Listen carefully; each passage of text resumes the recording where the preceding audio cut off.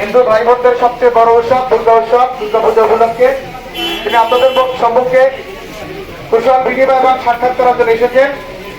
আমরা বাংলাদেশ জামাত ইসলাম থেকে হিন্দু ভাইদেরকে আশ্বস্ত করতে চাই, মুসলমানদের মসজিদে যাওয়ার পাহারার দরকার হয় না।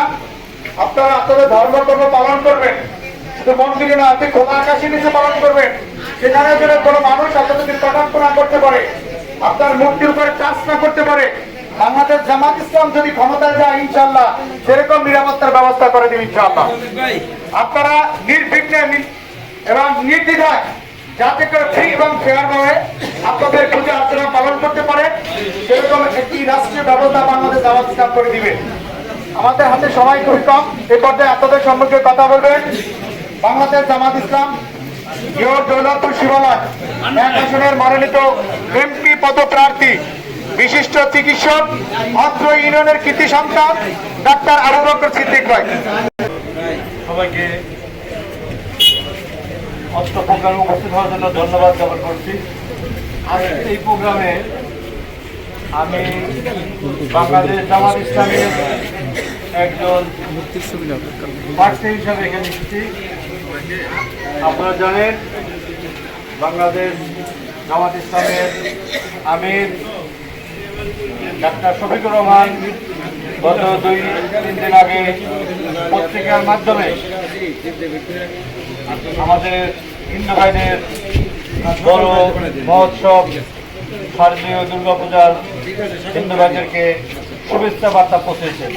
সেই বার্তা নিয়ে আপনাদের সামনে আমি হাজির হয়েছি।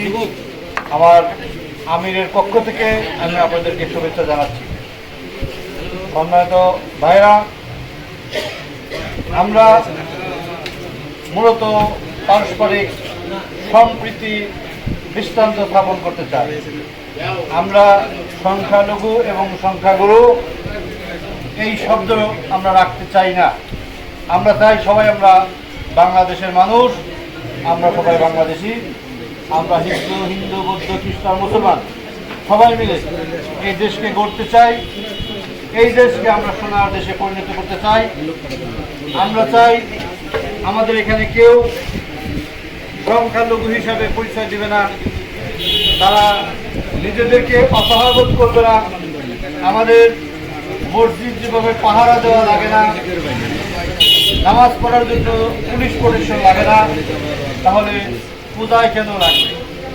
কারণ আমাদের মন মানসিকতার সমস্যা।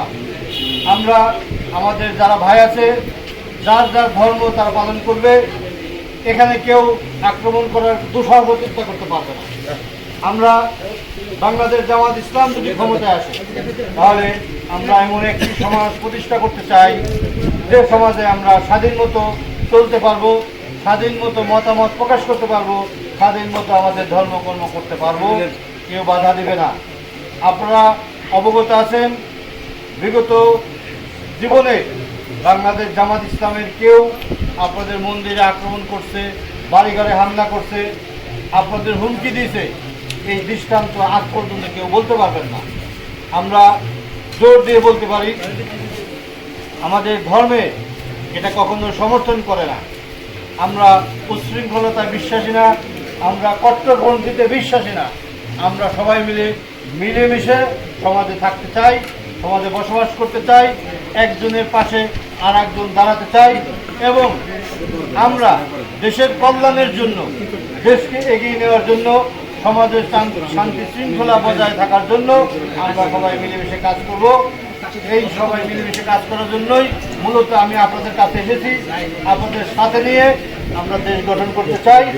আমরা এই কথা বলতে চাই, আমরা যদি নির্বাচিত হই তাহলে দেশের চাঁদাবাজি সন্ত্রাসী দুর্নীতি আমরা বন্ধ করে দেব এবং আমরা এই দেশকে একটা সোনার দেশে পরিণত করবো।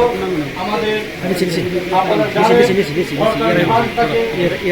ফান্ডের অপচয় হয়, আমরা সেই ফান্ডের মাধ্যমে আমাদের পিছিয়ে পড়া জনগোষ্ঠী যারা আছে জাকাত ভিত্তিক অর্থনীতির মাধ্যমে আমাদের পিছিয়ে পড়া জনগোষ্ঠী